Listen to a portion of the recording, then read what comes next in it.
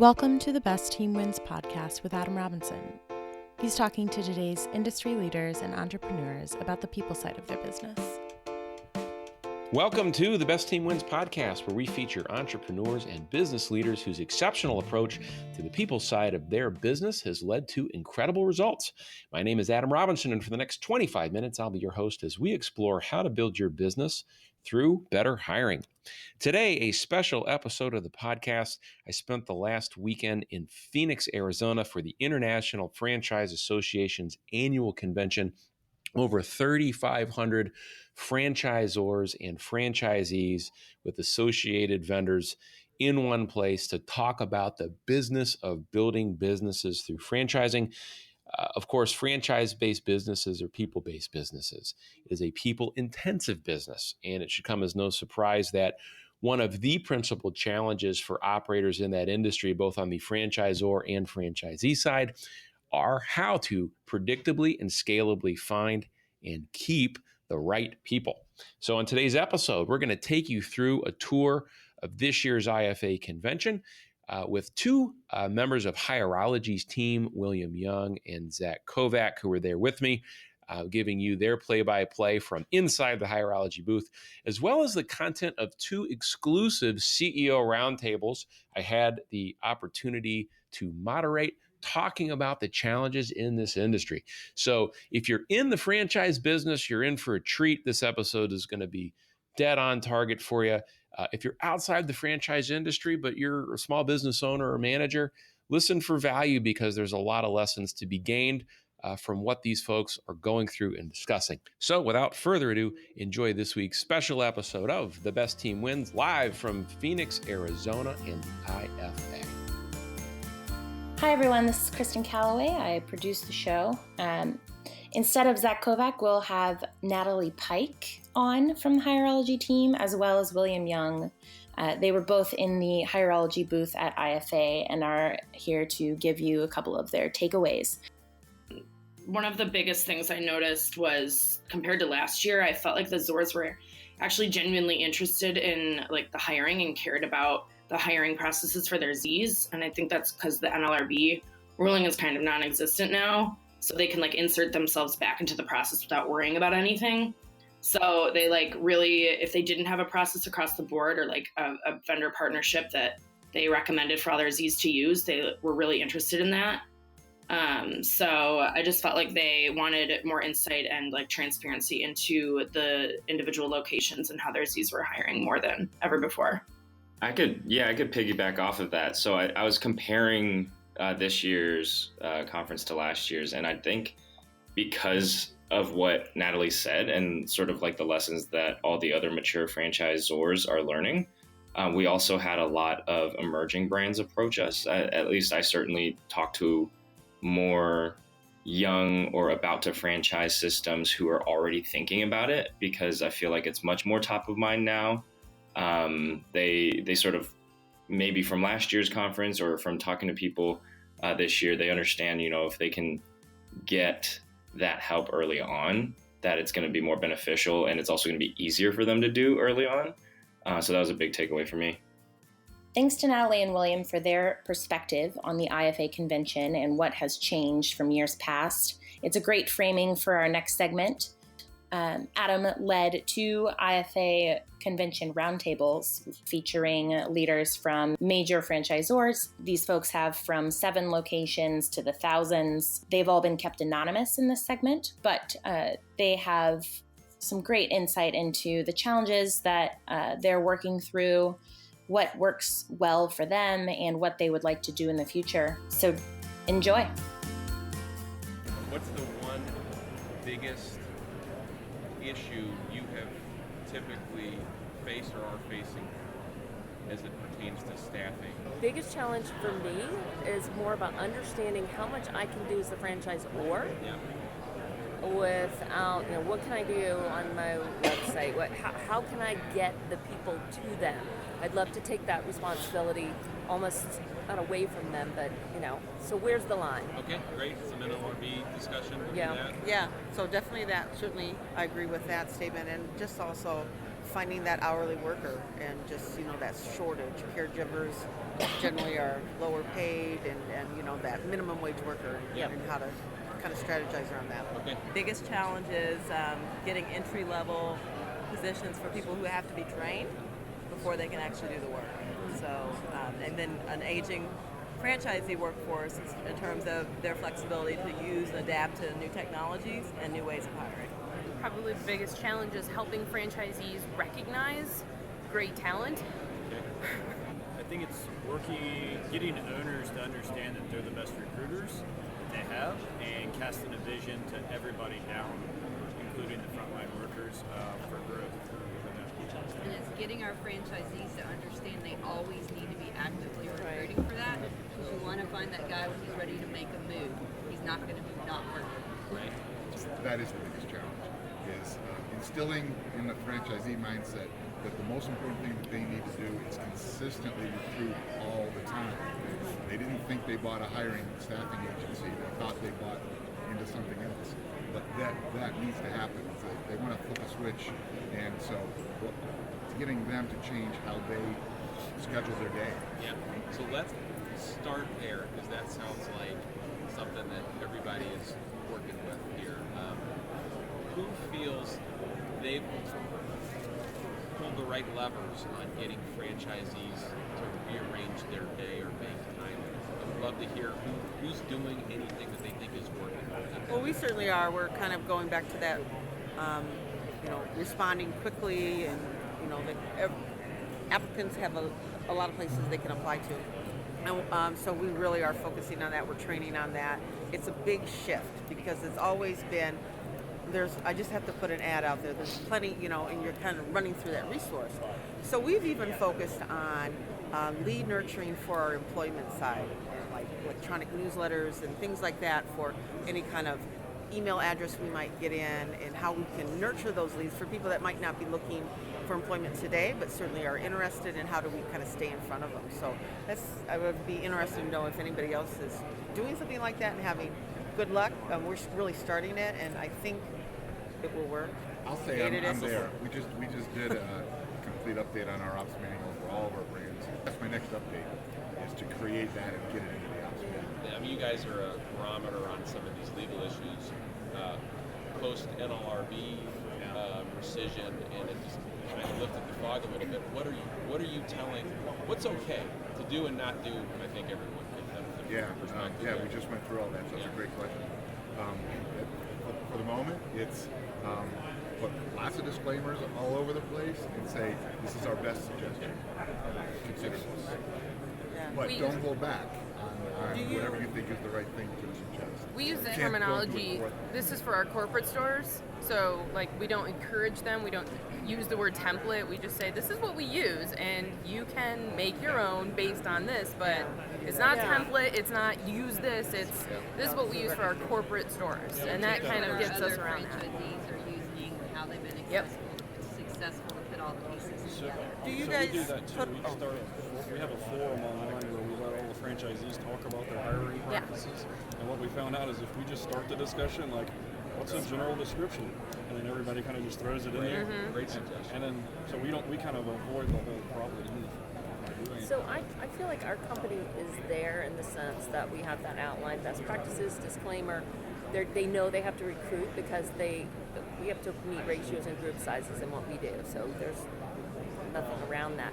I think that it's not a matter of them not doing it. It's the pool that's available. People don't show up for their interviews, and then they get hired, and then they don't show up to work. And so it's much more of a revolving door than it was 10 years ago.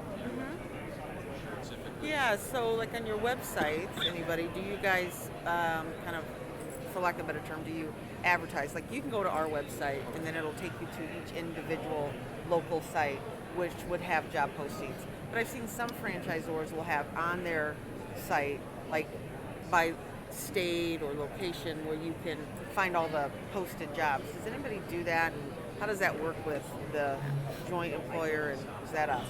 I think that would be a step further than I would do. Yeah, because I've seen it in some, and others stay away from it.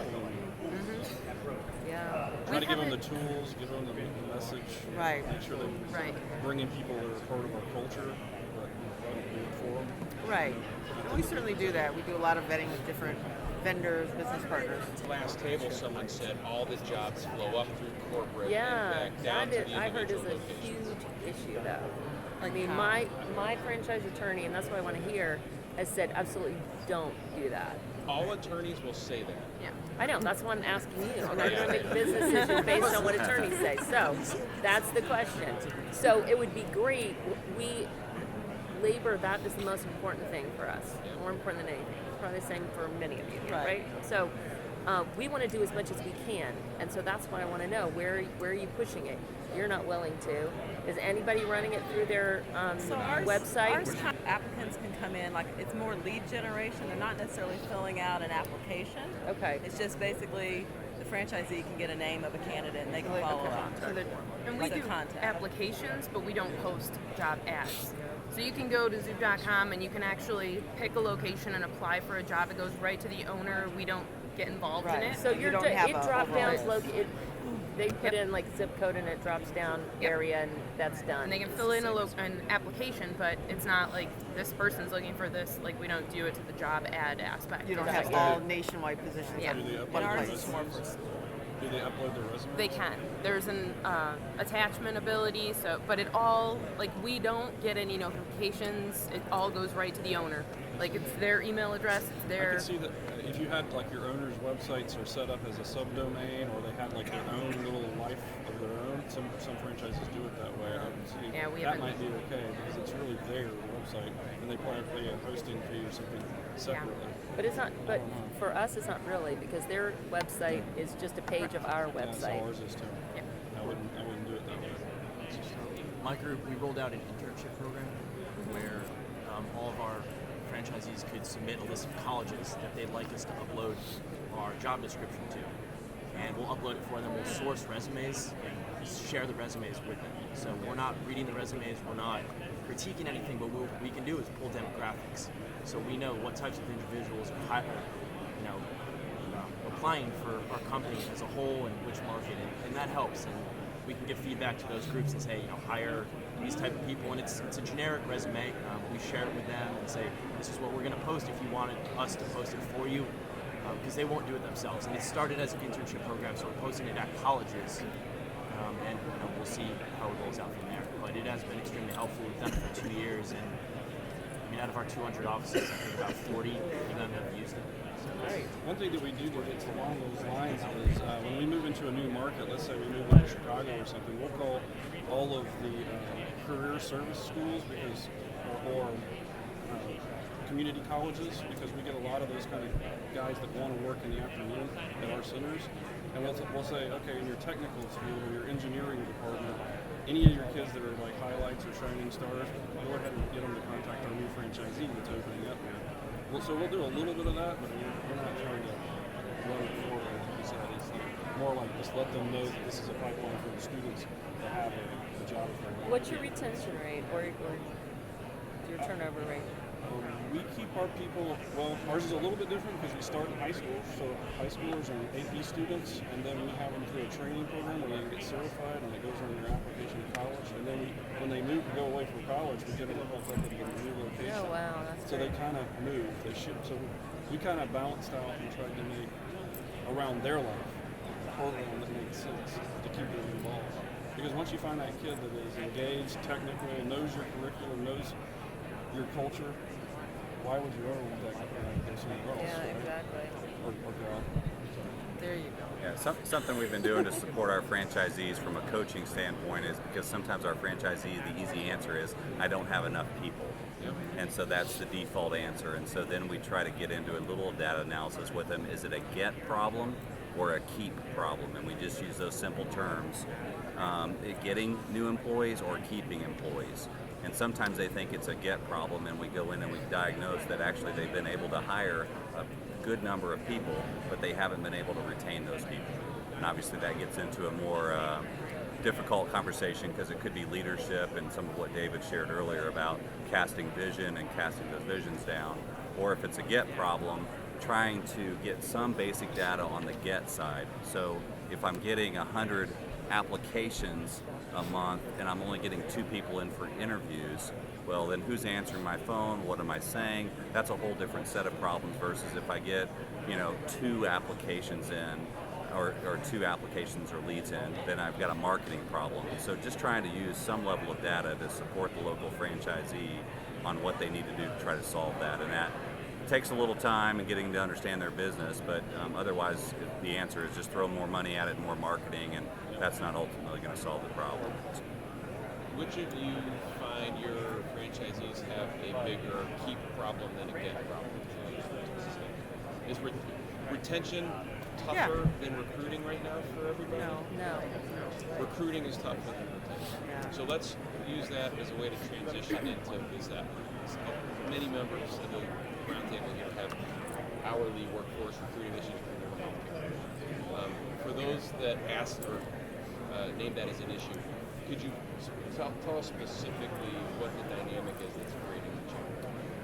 So I think part of the challenge is that it used to be extremely easy, like you just post an ad and then the caregivers come flowing in, and owners are used to spending like $0 on recruitment, and all of a sudden they have to start investing and actually recruiting the caregivers, their employees, and so shifting that mindset is something that we have really been focusing on over the past 18 months, and getting owners to actually invest in the whole recruitment process, and also shifting their mindset.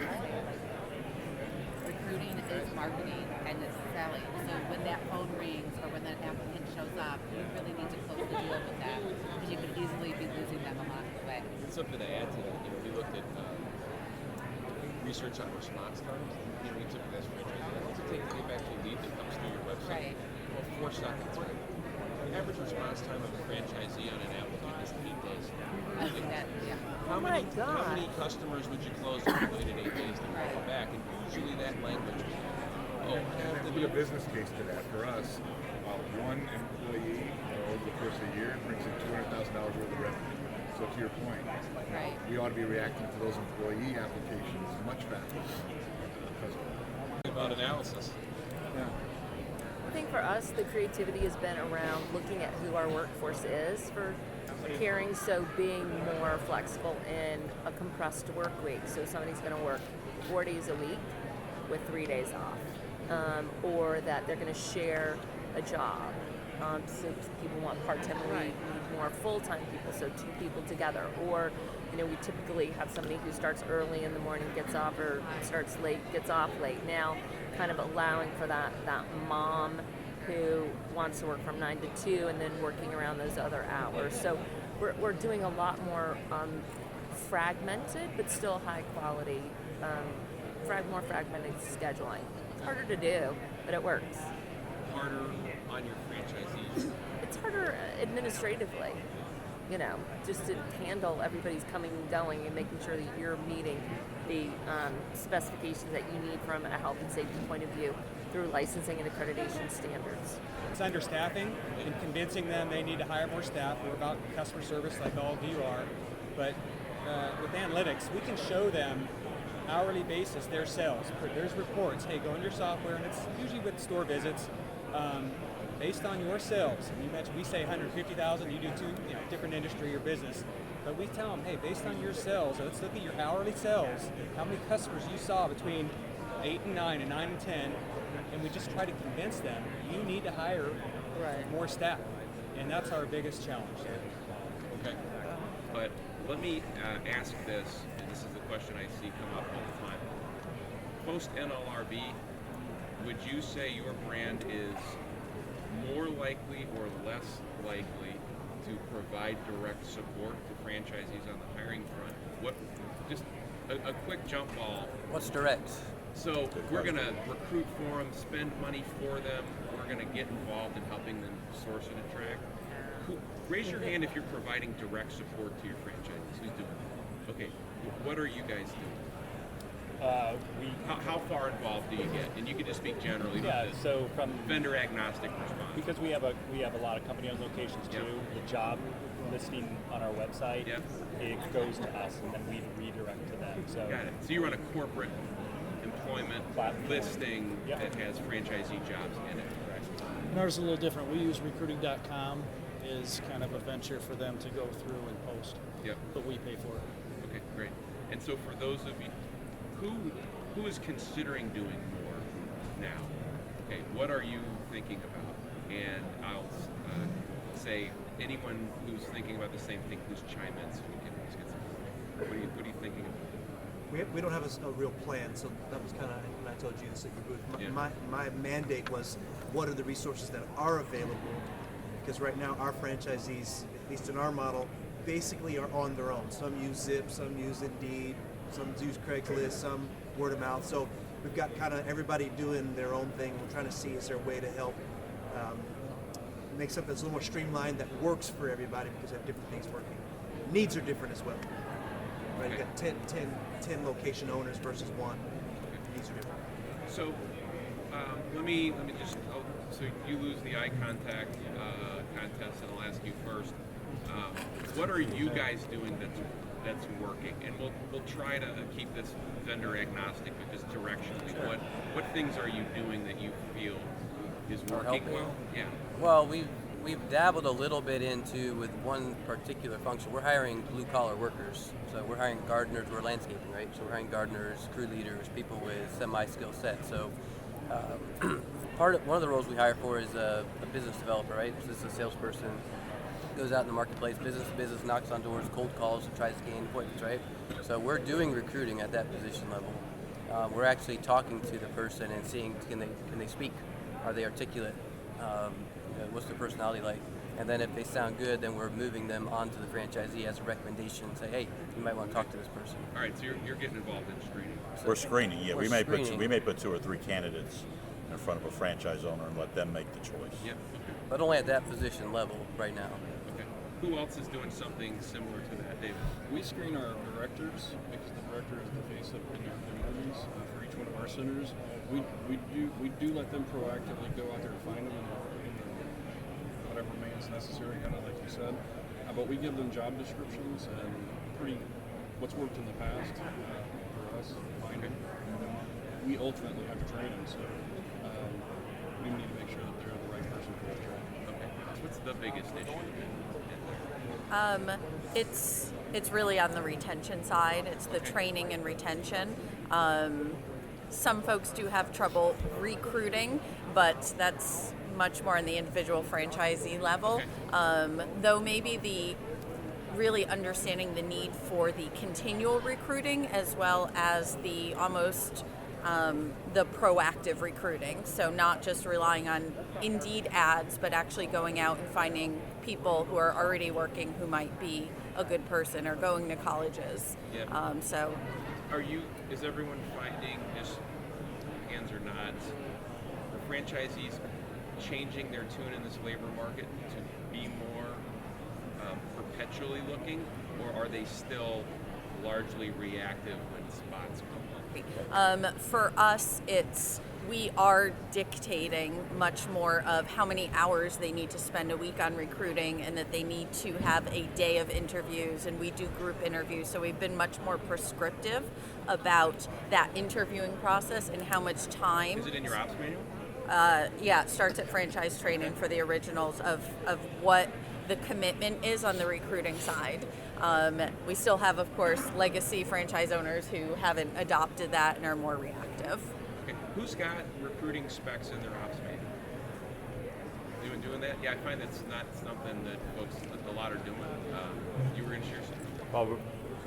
Well, you're saying in this market, we're constantly hiring, whether we need positions or not. In the service industry, I mean, there's a skill set we need, but we also want personality in the service industry. So we do everything online. We have mobile platforms that direct them to our website, and then we're bringing them in. And a lot of times, at our main company store, we're doing training in there, because that's the other snag too. Is our franchisees aren't the best at identifying who's the person that should be in the brand, and then when they do get them, they're wasting a lot of money on training them and not training, and then retention kind of hurts there. So they wind up spending money for 3 months, and they lose somebody who potentially, if they were around the right people. To your question, anybody who's not putting your hiring mandate in your ops manual, doing it for any particular, not doing it for a reason, or just didn't do it. Whose general counsel scared the heck out of them about putting in the ops manual? Yeah. Do you feel like that's the main reason? You don't do it because you're scared to do it because of liability reasons, or you just don't do it because you just haven't done it? We provide a ton of recruiting support. Okay. It's just not in our manual. We have door hangers. We have posters you can put up with tear-off strips with numbers. Okay. We've got contact cards our crews can carry around with them Have to those give been potential effective? employees. Yeah, If there's they're no used. silver bullet. You have to use everything. Yeah. You know, we've got a recruiting tent package for job fairs. We've even got billboards and radio ads if you want to use them. It's not mandated in our ops manual, but we've got all those tools available. Okay, that's great. Anyone else doing non-traditional recruitment advertising that's working? One thing that we do, we just kind of started this, is we'll do little short 30-second videos of the teachers, the ones that love us, and they can say how much they love working there. And then we'll post it on Facebook and then boost it to certain age groups. Yep. And that, seems to help in some cases. The phone will ring a little bit more, and they'll get some applications that way. You know, what's interesting, and I did to share my perspective on this, is the old post and pray model, that the online classified ads for job boards have changed pretty considerably with Google and Facebook getting into the jobs business. And so if you think about what we do, all of the things for recruiting for our own positions, what we find is Google, just like consumer marketing, love video, and they love rich, contextual content relevant to who's ever looking for it. Something like 70% of job searches originate in Google search now. Yeah. And so, one thing to check, I would, give you a couple of recommendations. Number one, get out your phone and try to apply to a job at your own brand and see what happens. Note that experience. If it's terrible, well, 70% of your job applicants are having a terrible experience. That's one thing to take a look at. And the other is search for your own jobs on Google. And so now when you come up and, like they've done with flights and hotels and cars and everything else, they've got their own search results. Well, Indeed is not a part of that now. And so if you're a heavy Indeed user, you've been shoved to the below the fold. So what's worked is now changing. And so if you've seen some of these things shift, it's because Google's algorithms are taken. One of the things we see is if your center puts why this school is the best place to work in Toledo, Ohio, post it to YouTube and link it to your career site, traffic goes up. It's the SEO stuff you do to get consumer or franchisee leads. All that stuff works in recruitment marketing now because Google's in that game in a big way. So thank you for sharing that. Who else is doing encouraging day in the life employee videos? You guys do that? We do that a lot. Share? So every time we open a salon, I ask stylists how they hear about us, and now our name brand is out there. But what they always say is, if I haven't heard about you, I go to your website and I look at your videos. It's a common theme. Like if you don't have brand marketing on, what it's like to be an employee, you're completely losing out. Yeah, it's job previews. They decrease conversion, right? So you'll get fewer people applying, but the quality rate will go way up because they're opting in after they've seen it. Really cool. Anyone else doing videos they want to share? Yeah, same thing. It's a 30-second clip, but it kind of shows the benefits and some of the cool toys that techs get to play with on the job. It's not the most exciting job, spraying and cleaning grease all night, but there are some fun aspects of it, so we try and highlight that. Okay. The other thing that we'll do is we'll make social media sites like Facebook a little more attractive to our candidates, and sometimes we market a lot to our leads, but not so much for our teachers. So we try to make it look, so we take a lot of photos of the teachers having fun when they have their meetings and scavenger hunts and all that fun stuff, and we'll post all those on Facebook. And the teachers that are getting hired, they say they look at it and say it looks like a fun place to work. We're a passion play also, so obviously people that want to do college planning love teenagers or love to be able to do that. So we really play on that passion with showing them having fun and doing those different types of things. We also use our franchise leads that don't work out, right? Because some of those people would not be great franchise owners, but they would be great maybe college planners. And so then we direct them, almost it's like a lead source to generate to our different types of centers for people that they might want to hire on as a college planner, maybe not a good franchise owner. Very good.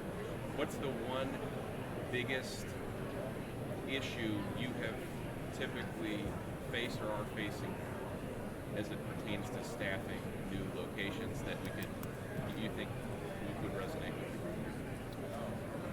Well, I think it's always going to come back to a matter of training the person to is consistent with your brand and your theme and being a part of the culture. And while they're an isolated island in the franchise, you would hope that they're a part of your culture ongoing. And so what we do to overcome some of that is, so we've given them a kind of a route and a career path along that and around their life objectives, right? That's great. So kind of just listening and cultivating that culture, because if they were good before and they know what we're all about anyway, it's great to keep them on board. Can I ask a question? So benefits, how's that, is it hurting people, in your businesses? That's becoming something that's working for us. Benefits as a so we're a recruiting restaurant, so medical benefits, and we do 401k, which is not in a lot of restaurants, but convincing, we're getting better applicants because it's not just salary all the time. Your marketing, look at our benefits. Right. No, this is what we're providing, but we're getting better applicants because of that. Because these are people, they're looking for a home. Everybody thinks restaurants are high turnover and you're not landing there for a career, but there's a lot of career. Anyone have questions for Harry more about? Are you doing that through a PEO? Huh? Are you doing that through a PEO? Mm-hmm. So which we're 2 years with that, and the human resource was probably the best piece for that. As we have 500 employees, so it got to the point where you might have a big enough group on your own. Then. Yeah. So it's nice having that service because we can concentrate on our business and not human resources. Any other questions? I have one. So our average employee of a franchisee is probably 20 years old, and the majority of our franchise partners have no experience hiring that $10 an hour employee and getting them excited and being a leader to them. Does anybody do any type of training for your franchisees on how to really inspire young people and to do a great interview that's going to make them want to work for you? What kind of training is out there? We spend a lot of time with that. We talk a lot about creating the best place to work, that the potential employee's impression starts as soon as they contact you. How long does it take you to contact them back? How long before they get a job offer? What does the location look like when they show up? What do their coworkers look like? Are they going to feel safe being with those people all day? We have an orientation program they go through and everything else. We've got online training tools that we host on FranConnect for our new employees.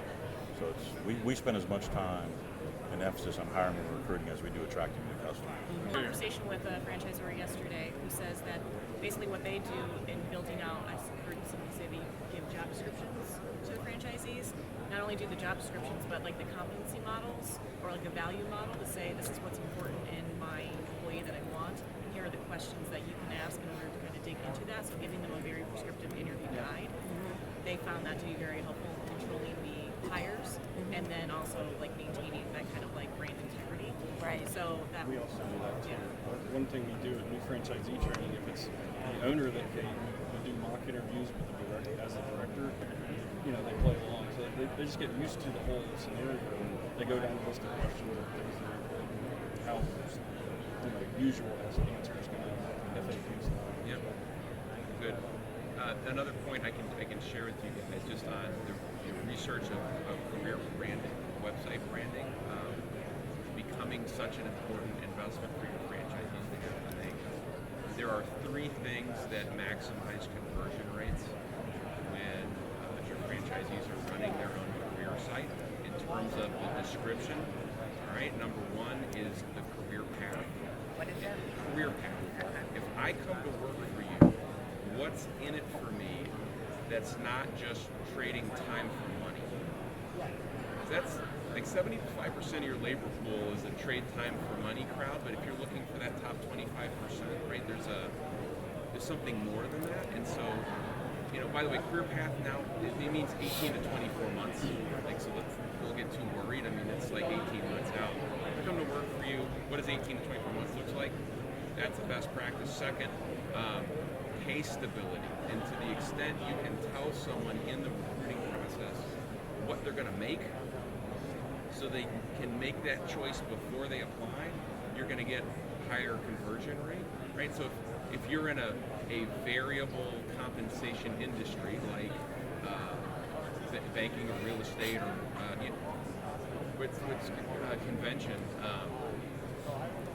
is typically to say unlimited earning potential. But sorry, I'm throwing the flattening that out, more base pay in the plan increases both quality and retention, and a demonstration of a balanced life if I come to work. So there's not like balance anymore. It's just life. I mean, people, it's all day, all the time, and I think that goes back to culture too, though, right? Like if you have a culture that's where you always want to come to work. I hate it whenever I see those posts online about not wanting to go to work on Monday, because like any business that I want to be at, anybody I ever want to hire, they want to be at work on Monday. Like it's a place you want to be. So it's part of the life balance is that maybe work is a great part of your life. You brought up benefits and expectations, and you brought up employee testimonials in the form of video to show culture. Have any of you started actually doing employment branding? Just like McDonald's, it's America's best first job. They're not trying to be anything beyond that. But we just went through that exercise that created customized landing pages for all of us. And they did that based on data from polling all of the franchisees and all of their employees to see what's important to them and what they value out of their jobs. And we use that to create these personas for the custom landing pages. And it's been real effective at driving these. That's good. Yeah, I mean, your job applicants are consumer leads. I mean, it's the same person you're trying to sell your service to, the same person you're recruiting. The same thing you have, it's the same expectations. Kind of the same lines. So trying to attract the best talent and be fair in your practices. Are there some good resources to ensure that the pay and benefits that you're providing are what they should be? Y'all have some good resources? You mean what they should be is like a commensurate with their market? Right. Yeah, there's some salary.com and resources on Glassdoor, Glassdoor does it so the best.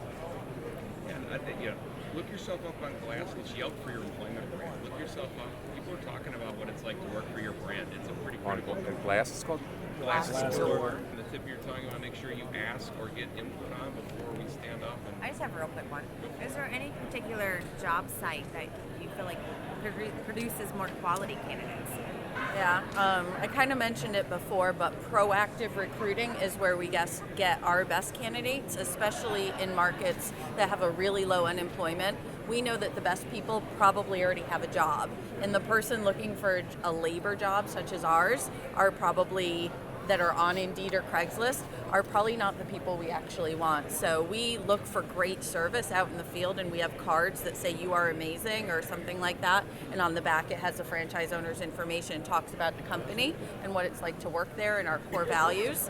And it might be a fast food restaurant, it might be a landscaper that we see and it's the end of season, so we're gonna try and recruit them. Valet, like anybody who is used to working the type of job that we do, which is also a tip where you receive tips. We just look for them because we get the same candidates over and over again on Indeed. Our biggest source is our current employees. Yeah, that as well. They're our current employees. We pay recruiting bonuses to them and everything else. Our theory is they're not going to bring somebody bad to work beside them all day. And that's a wrap for this week's special episode of the Best Team Wins podcast, live from Phoenix, Arizona at the IFA convention. We're featuring entrepreneurs and business leaders on this podcast whose exceptional approach to the people side of their business has led to incredible results. If you haven't already taken the opportunity to do so, please click that subscribe button so you don't miss an episode. I'm Adam Robinson, author of the book, The Best Team Wins, which you can find online at www.thebestteamwins.com. Thanks for tuning in, and we'll see you next week.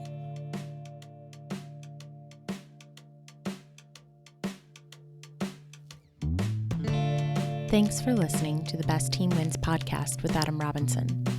You can find out more information about Adam and his book, The Best Team Wins, Building Your Business Through Predictive Hiring, at thebestteamwins.com. Thanks again for listening, and we'll see you next week.